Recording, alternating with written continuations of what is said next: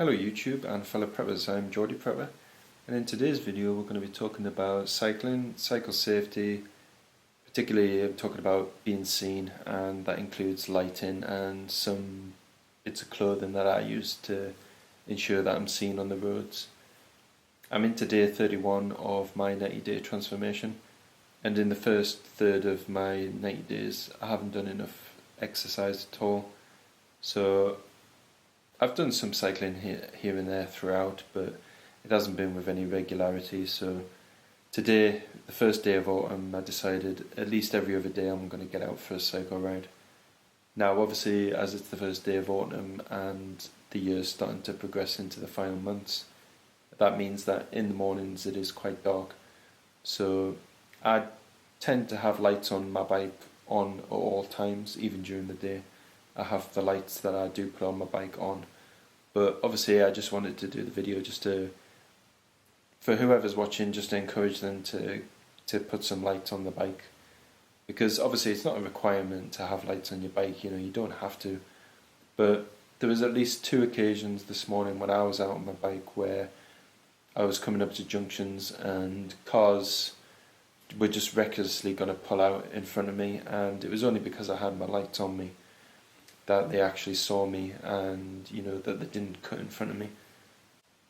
So having lights on your bike is a very, very good idea, because very often I see people, they're wearing all black, it's dark, it's either dusk or nighttime, they're wearing all black, they've got a black bike and they're cycling in the dark, and honestly they just look like a shadow flying through the night.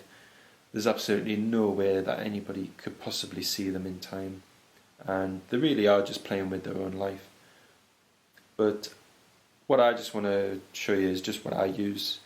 Again, I'm not endorsing any particular product, this is just what I use, and it was just based on other reviews that people have did and some customer reviews on Amazon. So here's what I use. You've seen this light before. This is a torch which was actually part of a cycle bike light package. Actually, it did come with a rear light as well, which I lost due to coming off my bike in a collision, as well as 2 really good Eneloop AAA batteries. I didn't realise when I got home that the rear light was missing. It was only when I got home that I did see that it was missing. But basically this is my main front light for my bike, and you'll notice it has a really good spot. So I have this light slightly dipped on the front of my bike. It does have a really good spot, but it also has quite a good fill. So this is my main light, which I have on all the time, even during the daytime, and this light really helps me to not only see what's in front of me, but it helps people to see that I'm coming, especially down country lanes and things. People don't tend to notice you even when you're heading towards them, and they can see you very well. But if you've got a light on your bike and you're going down a country lane, then they definitely do see you. And even on the low setting, I've had people say, that's a really bright light. So it does work, and people do see it. So this is my mainstay light, which I have on my bike, but it's also the light I use to discharge 18650 batteries. The battery cell in here isn't a very good one, but I obviously carry spares with me. The second light I have on the front is a cat eye, and I really like this light. It's got 2 modes. Strobe warning, by the way, guys. So that's the first setting, which is the setting I have it on all the time. It does have the other setting, which is the constant on. So if I'm going down country lanes or anything like that, I put it on that one. But when I'm actually on the road, I just keep it on that one all the time. It's not the brightest of lights, to be honest. I've seen people riding along with insanely bright lights which are flashing away. To be honest, some cycle lights are actually too bright, but I just keep it on that setting all the time. And it does have a memory function on it, so if I have it on the constant on and I switch it off, when I switch it back on again, it's on constant on. So it's a really good light and it's weatherproof, and the fitting, how it attaches to the bike, is really secure as well. For rear illumination, I also use a cat eye. This one is really bright when you look at it head on. The first setting is the one that I have it on all the time, which is just a flashing light. People tend to notice flashing lights more than what they notice a constant on.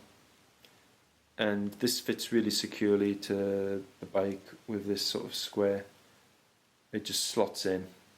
And how I've got the mounts on the bike, I've got it so that the frame of the seat means that even if it was to come unlatched in the actual mount, it may not actually fall on the road.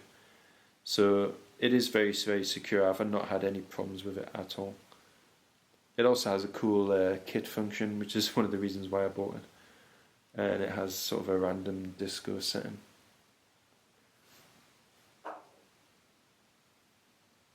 As well as having illumination on your bike itself, it's also important to have something on you as well, so that you yourself are seen if you dismount from your bike.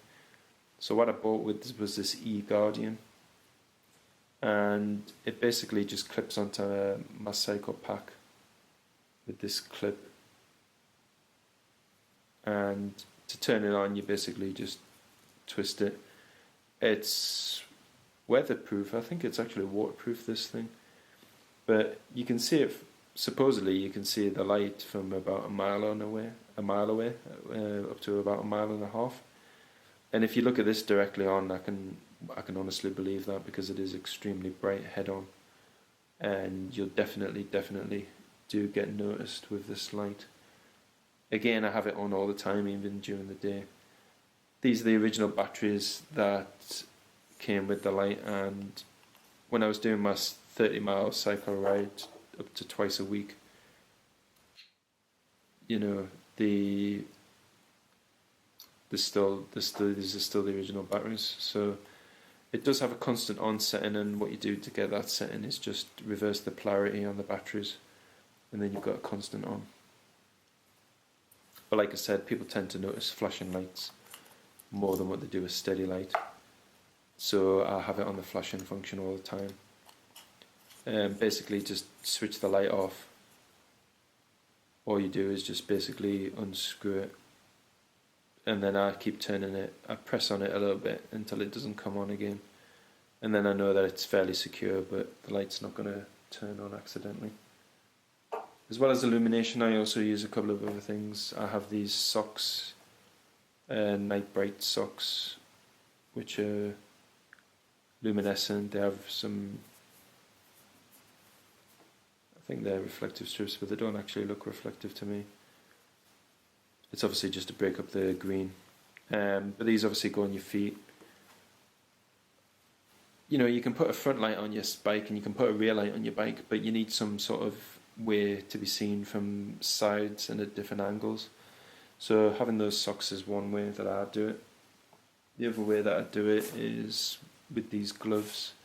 These are fluorescents with reflective strips on them, and these are waterproof. I did need some waterproof gloves because I got soaked once. My hands were really cold, so I got these waterproof gloves. But the other reason that I got them was because they're fluorescent, and they act as a really good indicator for which direction that you want to turn. The only downside with these gloves is that they are really, really warm, so my hands do get really sweaty with them. But I think I'm going to take some other gloves with me. When I'm actually out on the cycle lane, it's not as important because I'm not turning in any particular direction anymore. So I'm going to carry some extra gloves with me, which are a lot thinner and give a lot more air to the hands. But these are really, really good gloves. I do like these gloves a lot. Once you got them on, yeah, your hands are really warm, but it's not uncomfortable, I would say. You only notice it when you take them off. It was the waterproofness and the visibility. It was the reasons that I got these. So that's it, guys. That's basically what I use for helping me to stay safe on the roads. You know, just be aware when you're on the road. you know, and just, you know, cycle in a way which is defensive, but, you know, at times you often have to cycle in a way which is a little bit aggressive. But, you know, it's not completely aggressive, it's just being confident and knowing how to cycle on the road to be safe on it. And, you know, I've found that as long as you know what the general accepted rules of the road are, you're confident and you're seen by the drivers, then they're very respectful, and I haven't had any trouble with any drivers when I've been cycling. I've never been involved in an accident with a vehicle before. You know, you just have to know what you're doing. So that's it, guys. I just wanted to show you these items here that I use, and I just want to end the video to say, be safe on the roads. In general, be safe and be prepared.